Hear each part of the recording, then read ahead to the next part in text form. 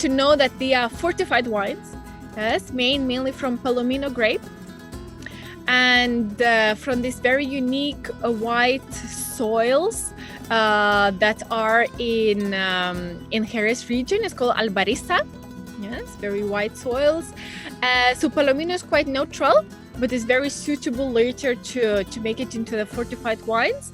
And I said it's quite complex system the way the sherry is made, just to know that it undertakes the different agings. So it can be biological aging with the floor. Yeah, so it's like the layer of the yeast happens in a barrel during the crianza, and then we have this fino, and it can have an oxidative aging, so about the yeast layer, but with the oxygen coming into the wine. And we have oloroso, so it's like all these different styles of wines that come in a sherry region. And also the sweet wines.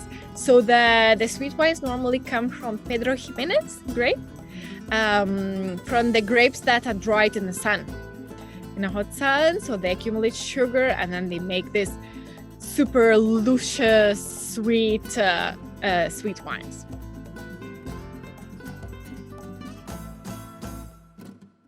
There are different types of sherries.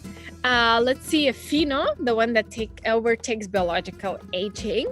And so the fino, because of the floor, it has some bready notes, some yeasty notes, but in general is like citrus fruits, a bit of nuts, yes, a bit of floral, but yeah, a bit of herbs. Many people think that cherries are sweet, but so you have a sweet cherries, but most of the wines actually dry. So then we have the oloroso, that's because of the oxidative aging, it turns brown in color, yes, and also gets these richer flavors of toffee and the leather.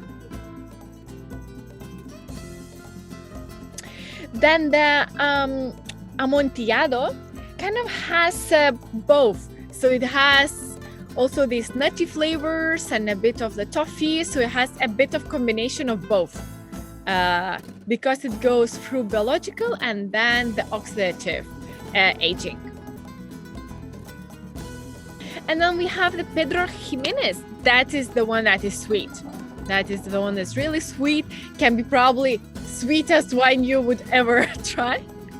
So it's mainly they're very complex wines, but mostly dried fruit. Yes, dried fruit character, a bit of licorice, coffee. That would be Pedro Ximenez. And it's delicious, even though I can only drink a little bit. Yeah, so wine sapiens are, the idea of wine sapiens is actually to talk about the Spanish wine diversity, to show that there is so much more than Rioja, even though I love it, but there is so much more to show, and to create I represent, through Wine Sapiens, I represent organic and biodynamic wineries here from Spain to the world. I try to help the wineries to reach the importers and the final customers in different markets, and at the same time tell their stories. There are stories behind the bottle, there are stories about the people that make wines. There is so much you can learn about wine, so I want to learn. So my idea is to be learning and sharing what I get to know.